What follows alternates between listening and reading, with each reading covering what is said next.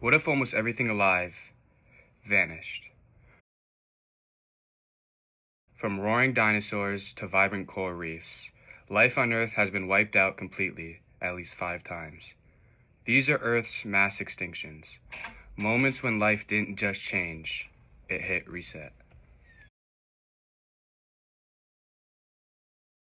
A mass extinction is when 75% of species vanish in a geological blink. Usually under 2 million years, but most happen much faster, sometimes in just thousands of years. They leave behind clues: gaps in fossils, chemical spikes in rocks, and sudden empty ecosystems. They shaped everything we know about the world, including us. The 2 extinctions discussed in today's video will be the Permian extinction and the Cretaceous-Paleogene extinction. The Permian extinction, which happened about 252 million years ago, was the largest mass extinction, with 95% of marine life and 70% of terrestrial life going extinct. In lecture slide Unit 9, we know that this extinction was caused by volcanic activity in Serbia, which caused a mass global warming and ocean acidification. Next, in the most known extinction event, the Cretaceous-Paleogene extinction, which wiped out the dinosaurs, happening around 65.5 million years ago, with nearly 76% of all terrestrial life going extinct from an asteroid that hit the Yucatan Peninsula of Mexico. This led to nuclear winters and ocean acidification. Today, we will go over how life survived and thrived during and after these extinctions. Chapter 2, Evidence in Rocks. If we look at all the rocks on Earth, we see evidence of mass extinctions right before our eyes. The fossil record shows sudden disappearances, like dinosaurs at the KPG boundary. We also have a global iridium layer, rare on Earth but common in asteroids, which suggests a colossal impact.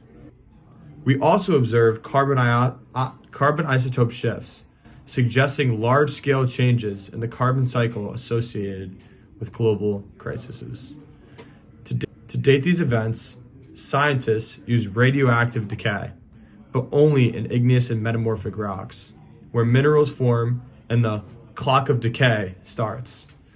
This information is pulled straight from Unit 8 of the lecture slides, discussing radioactive decay and rock types. Sedimentary rocks, where fossils are predominantly found, can't be dated through this process because their minerals are already older. Unless special methods like cosmometric nuclide dating, cosmic ray exposure measurements such as carbon-14 dating are used. In combination, these pieces of evidence allow us to date and interpret Earth's dramatic changes. As we explained before, the Permian extinction is the most deadly of all 5 extinction events, killing 90% of all species on Earth due to volcanic activity, releasing massive amounts of carbon dioxide, which caused global warming and ocean acidification. Even with all the damage this extinction caused, some species still survived. Synapsids, which are ancestors of mammals, tetrapods, which are descendants of lobe-finned fish, plants, microorganisms, and most notably a small, agile reptile called the archosaurs. It is thought that they survived this extinction because of their small size, which makes them need less food and makes the ability to hide much easier, as well as letting them have more agility to escape danger easily, and finally because they are opportunistic eaters. During the early and mid-Triassic period, archosaurs diversified quickly after surviving the extinction, branching into groups like the Pseudosuchians, which are ancestors of crocodiles, and Avmentarsalians, which would lead to dinosaurs.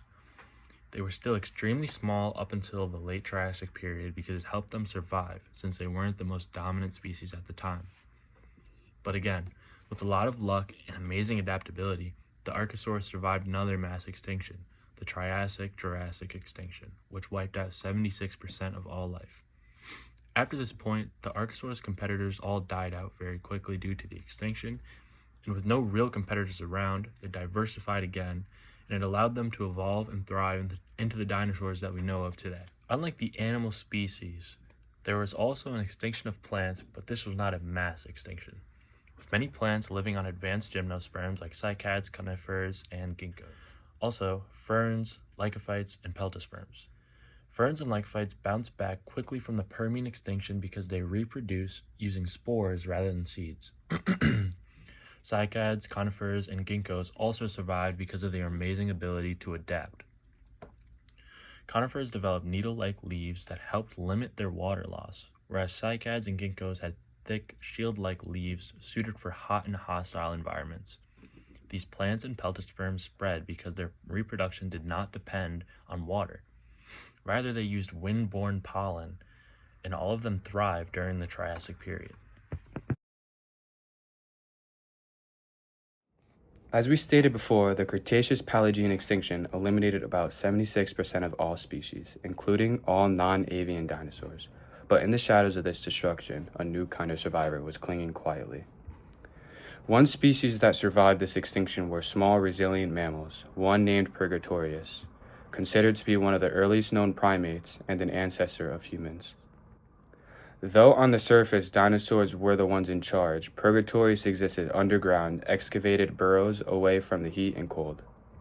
It was small, with paleontologist Steve Broussais describing these early mammals as things that looked and acted like a mouse or a rat.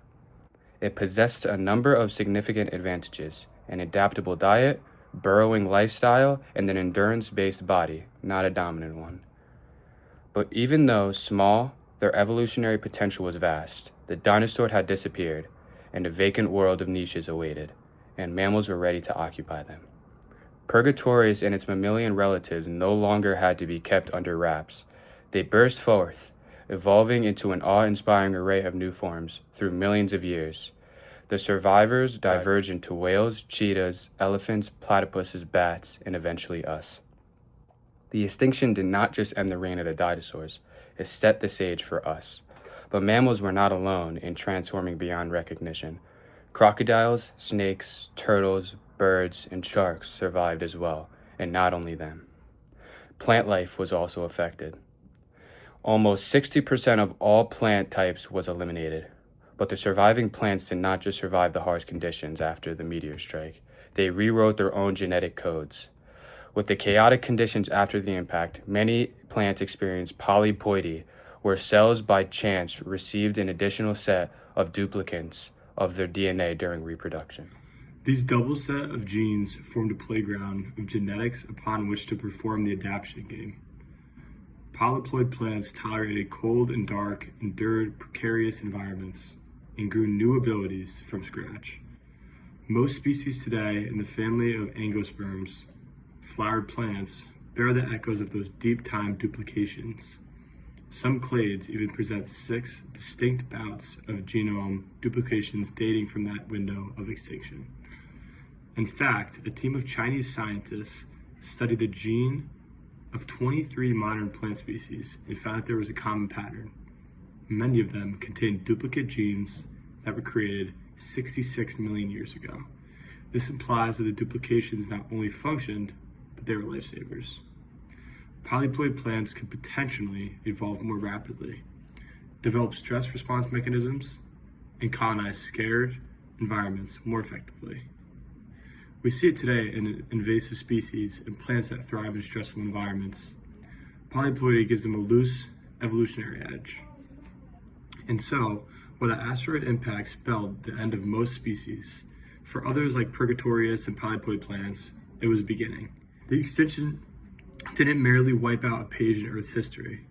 It flipped the page, paving the ways for mammals to appear, ecosystems to be reinvented, and life to grow bizarre and wondrous. Without that moment of destruction and the humble resolve of creatures like Purgatorius, the world we know and the life we are may never have existed.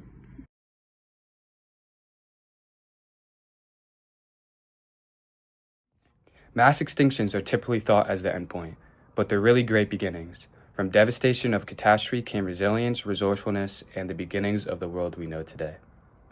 If these global makeovers hadn't occurred, there would be no dinosaurs and no people either.